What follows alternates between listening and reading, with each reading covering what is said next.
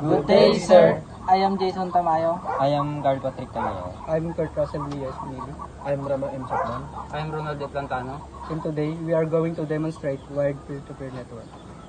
So, this is PC1. I-set up na natin siya. Dapat itong control panel. Network and internet. Tapos, network and sharing center. Tapos, dito makikita nyo itong network na nakasalpak. Itong Ethernet. Tapos, properties. Tapos, hanapin nyo itong Internet Protocol version 4. Double tap nyo lang. Tapos, use the following IP address. So, type natin yung 192.168.1 tapos 10. Tapos dito, matik na yan. Tapos dito, sa default, wag na natin lagyan yan. Tapos dito, wag natin 8.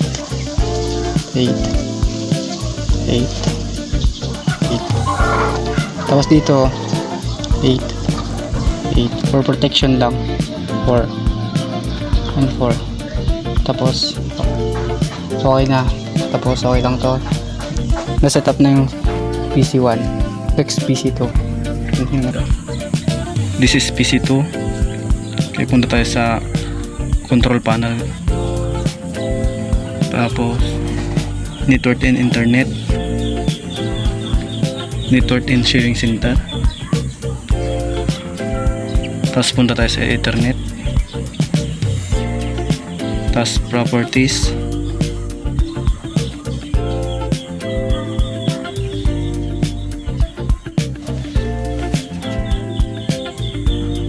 IPv4. Tapos use the following IP address: 192.168.1.11. Itong subnet mask magmamatic na po siya. Tapos muna tayo sa DNS.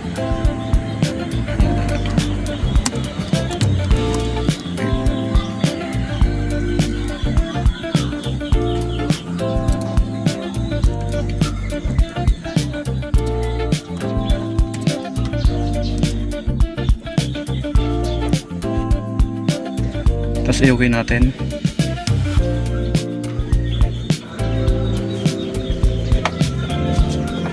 Yun guys, okay na po siya. PC3, i-set up na rin natin siya. So, control panel. So, meron na dito, nasa recent na. So, network and internet. Itong network and sharing center. Tapos, hanapin nyo yung Ethernet cable na. Tapos, properties. Yes lang. Tapos, hanapin nyo yung IPv4. Double click. Tapos, use the following IP address. So, 192.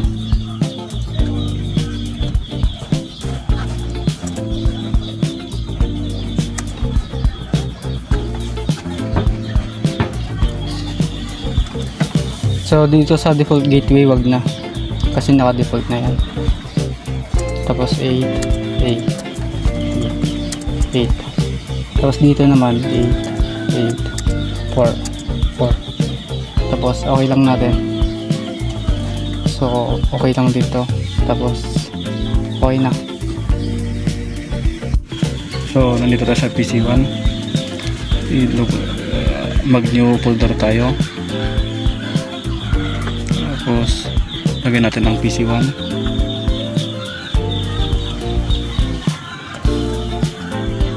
Tapos pasukan natin.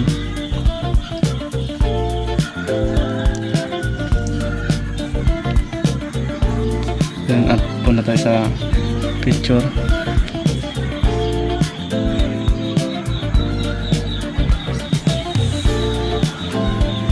I-copy natin.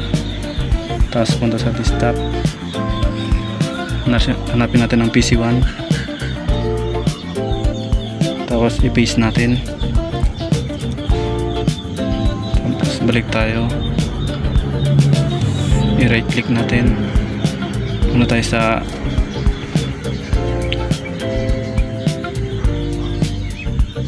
properties, and sharing. Share. And hanapin natin yung everyone. Tapos at and read and write. Kasi share na natin. Oh, yun guys, taas na. So dito naman sa PC2, create tayo ng new file. New folder pala.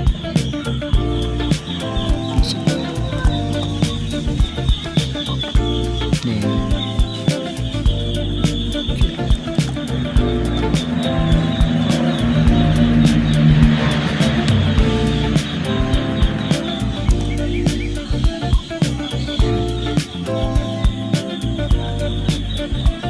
properties, sharing,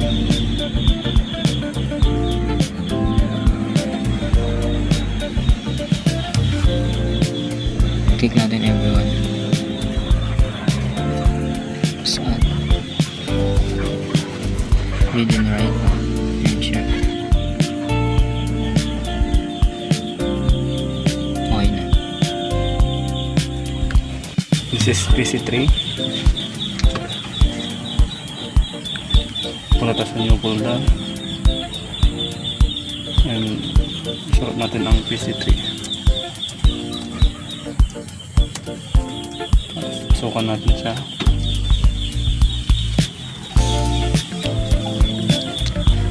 Tapos mag-copy tayo ng picture.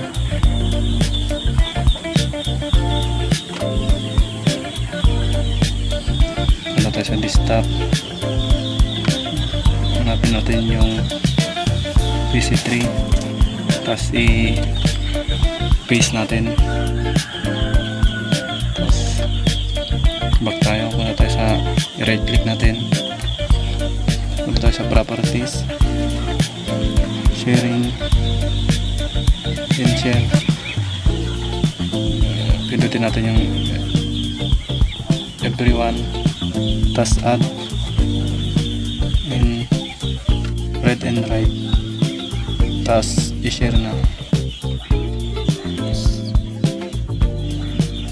So guys, okay na.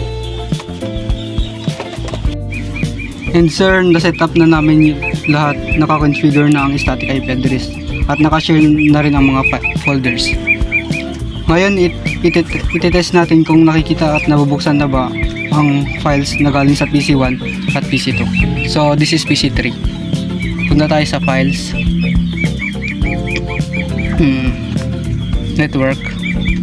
Tapos, type lang natin yung IP address ng PC1. So, dito na siya, oh.